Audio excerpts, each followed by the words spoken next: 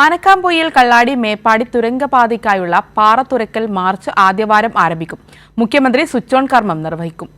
State to clearance certificate ലഭിച്ചതോടെ കേന്ദ്രത്തിന്റെ അന്തിമ അംഗീകാരം ലഭിച്ചതായും വലിയ നേട്ടമാണിതെന്നും തിരുവമ്പാടി MLA ലിൻഡോ ജോസഫ് പറഞ്ഞു.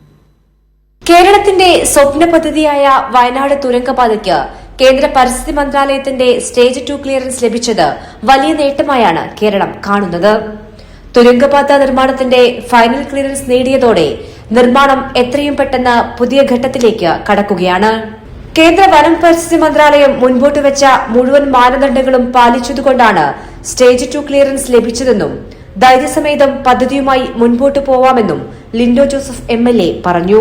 നമ്മുടെ സ്വപ്ന പദ്ധതിയായ ആനക്കാംപൊയിൽ കള്ളാടി മേപ്പാടി തുരങ്കപാതയ്ക്ക് സ്റ്റേജ് 2 ക്ലിയറൻസ് കൂടി ലഭ്യമായിരിക്കുകയാണ്. ഇതോടുകൂടി എല്ലാ അംഗീകാരങ്ങളും നമ്മുടെ പദ്ധതിക്ക് ലഭ്യമായി. ആദ്യം സ്റ്റേജ് 1 ക്ലിയറൻസ് നമുക്ക് ലഭ്യമായിരുന്ന ഘട്ടത്തിൽ മാനദണ്ഡങ്ങളോട് കൂടിയാണ് ലഭ്യമാവുന്നത്. സ്വാഭാവികമായിട്ടും മുന്നോട്ട് വെച്ച കേന്ദ്ര പരിസ്ഥിതി വകുപ്പ് മുന്നോട്ട് വെച്ച മുഴുവൻ മാനദണ്ഡങ്ങളും കൃത്യമായി പാലിച്ചുകൊണ്ട് നിർമ്മാണ പ്രവർത്തനങ്ങളുമായി മുന്നോട്ട് പോകുന്നത് കൊണ്ടാണ് സ്റ്റേജ് 2 ക്ലിയറൻസ് നമുക്ക് ലഭ്യമായത്.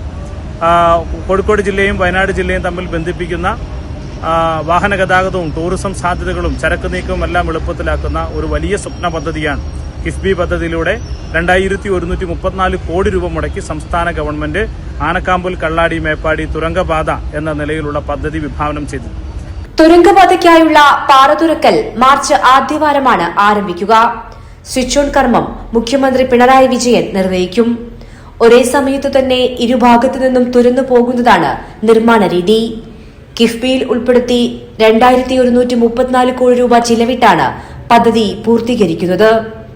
ആനക്കാംപൊയിൽ നിന്നും 22 കിലോമീറ്റർ സഞ്ചരിച്ചാൽ വയനാട് മേപ്പാടിയിൽ എത്താം എന്നതാണ് തുരങ്കപാതയെ സ്വപ്നപാതയാക്കി മാറ്റുന്നത്. കൈരളി ന്യൂസ്, കോഴിക്കോട്.